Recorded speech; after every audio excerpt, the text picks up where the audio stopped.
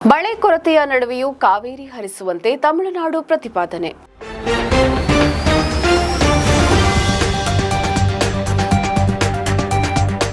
ಸುದ್ದಿಗಾರ ಈಗ ನಿಮ್ಮ ಕೇಬಲ್ ನೆಟ್ವರ್ಕ್ನಲ್ಲಿ.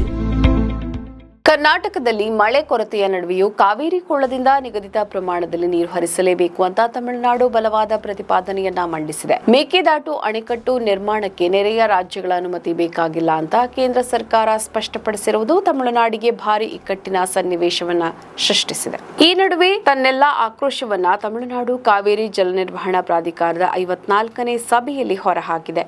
ತಮಿಳುನಾಡು ಜಲಸಂಪನ್ಮೂಲ ಇಲಾಖೆಯ ಪ್ರಧಾನ ಕಾರ್ಯದರ್ಶಿ ಸತ್ಯಬ್ರತ ಸಾಹು ಸಿಡಬ್ಲ್ಯೂಆರ್ಸಿ ಸಭೆಯಲ್ಲಿ ಸುಪ್ರೀಂ ಕೋರ್ಟ್ ಹಾಗೂ ಕಾವೇರಿ ನ್ಯಾಯಾಧೀಕರಣ ತೀರ್ಪಿನ ಅನುಸಾರ ಜೂನ್ ಮತ್ತು ಜುಲೈ ತಿಂಗಳಲ್ಲಿ ವಾಡಿಕೆಯಷ್ಟು ನೀರನ್ನು ಬಿಡಬೇಕು ಅಂತ ಒತ್ತಾಯಿಸಿದ್ರು. ಸುಪ್ರೀಂ ಕೋರ್ಟ್ 2018ರ ತೀರ್ಪಿನ ಪ್ರಕಾರ ಕರ್ನಾಟಕವು ತಮಿಳುನಾಡಿಗೆ ಕಡ್ಡಾಯವಾಗಿ ಕಾವೇರಿ ನೀರನ್ನ ಬಿಡುಗಡೆ ಮಾಡುವಂತೆ ನಿರ್ದೇಶನ ನೀಡಬೇಕು ಅಂತ ತಮಿಳುನಾಡು ಪಟ್ಟು ಹಿಡಿದಿದೆ. ಕಳೆದ 15 ದಿನಗಳ ಹಿಂದೆ ನಡೆದಿದ್ದ ಸಭೆಯಲ್ಲೂ ಇದೇ ವಾದ ಮಂಡಿಸಲಾಗಿತ್ತು.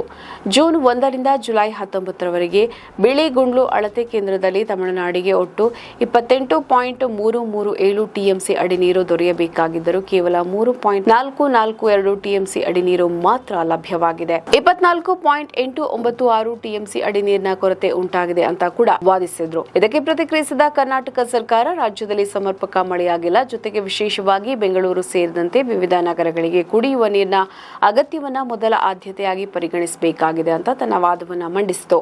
ಎರಡು ರಾಜ್ಯಗಳ ವಾದವನ್ನ ಆಲಿಸಿದ ಕಾವೇರಿ ಜಲ ನಿರ್ವಹಣಾ ಪ್ರಾಧಿಕಾರವು ಲಭ್ಯ ಇರುವ ನೀರಿನ ಪ್ರಮಾಣವನ್ನು ಆಧರಿಸಿ ಅನುಪಾತದ ಪ್ರಕಾರ ಹಂಚಿಕೆ ಮಾಡುವ ಕುರಿತು ಜುಲೈ 28ರಂದು ನಡೆಯುವ ಕಾವೇರಿ ಜಲ ನಿಯಂತ್ರಣ ಸಮಿತಿಯ ಸಭೆಯಲ್ಲಿ ಅಂತಿಮ ನಿರ್ಧಾರ ಕೈಗೊಳ್ಳಲಾಗುವುದು ಅಂತ ತಿಳಿಸಿತು.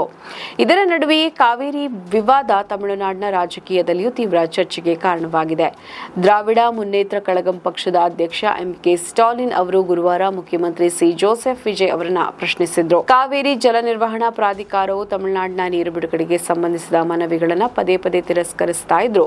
ಮುಖ್ಯಮಂತ್ರಿ ಇದುವರೆಗೆ ಪ್ರಧಾನಮಂತ್ರಿ ನರೇಂದ್ರ ಮೋದಿ ಅವರೊಂದಿಗೆ ವಿಚಾರವನ್ನ ಏಕೆ ಪ್ರಸ್ತಾಪಿಸಿಲ್ಲ ಅಂತ ಪ್ರಶ್ನಿಸಿದ್ರು. ಕರ್ನಾಟಕ ಸರ್ಕಾರ ನೀರು ಬಿಡುಗಡೆ ನಿರಾಕರಿಸಿದ್ರು. ಅದರ ವಿರುದ್ಧ ತಮಿಳುನಾಡು ಸರ್ಕಾರ ಬಹಿರಂಗವಾಗಿ ಏಕೆ ಧ್ವನಿಯನ್ನ ಎತ್ತುತ್ತಿಲ್ಲ ಎಂಬ ಪ್ರಶ್ನೆಯನ್ನ ಸ್ಟಾಲಿನ್ ಮುಂದಿಟ್ಟಿದ್ದಾರೆ. ಕರ್ನಾಟಕದ 4 ಪ್ರಮುಖ ಕಾವೇರಿ ಜಲಾಶಯಗಳಲ್ಲಿ ಒಟ್ಟಾರೆ 60 ಟಿಎಂಸಿ ಅಡಿಗೂ ಹೆಚ್ಚು ನೀರಿನ ಸಂಗ್ರಹ ಇರುವಾಗ ಕುಡಿಯುವ ನೀರಿನ ಕೊರತೆಯ ಕಾರಣವನ್ನ ಮುಂದಿಡುವುದು ಸಮಂಜಸ ಅಲ್ಲ ಅಂತ ವಾದಿಸಲಾಗಿತ್ತು. ಕರ್ನಾಟಕದಲ್ಲಿ ಮಳೆ ಕೊರತೆಯ ನಡುವೆಯೂ ಕಾವೇರಿ ಕೊಳ್ಳದಿಂದ ನಿಗದಿತ ಪ್ರಮಾಣದಲ್ಲಿ ನೀರು ಹರಿಸಲೇಬೇಕು ಅಂತ ತಮಿಳುನಾಡು ಬಲವಾದ ಪ್ರತಿಪಾದನೆಯನ್ನ ಮಂಡಿಸಿದೆ. ಮೇಕೆದಾಟು ಅಣೆಕಟ್ಟು ನಿರ್ಮಾಣಕ್ಕೆ ನೆರೆಯ ರಾಜ್ಯಗಳ ಅನುಮತಿ ಬೇಕಾಗಿಲ್ಲ ಅಂತ ಕೇಂದ್ರ ಸರ್ಕಾರ ಸ್ಪಷ್ಟಪಡಿಸಿರುವುದು ತಮಿಳುನಾಡಿಗೆ ಭಾರಿ ಕಠಿಣ ಸನ್ನಿವೇಶವನ್ನ ಸೃಷ್ಟಿಸಿದೆ. ನಮ್ಮ ಈ ವಿಡಿಯೋ ನಿಮಗೆ ಇಷ್ಟ ಆದಲ್ಲಿ ಲೈಕ್ ಮಾಡಿ, ಶೇರ್ ಮಾಡಿ, ಕಮೆಂಟ್ ಮಾಡಿ ಮತ್ತೆ ಸಬ್ಸ್ಕ್ರೈಬ್ ಮಾಡಿ.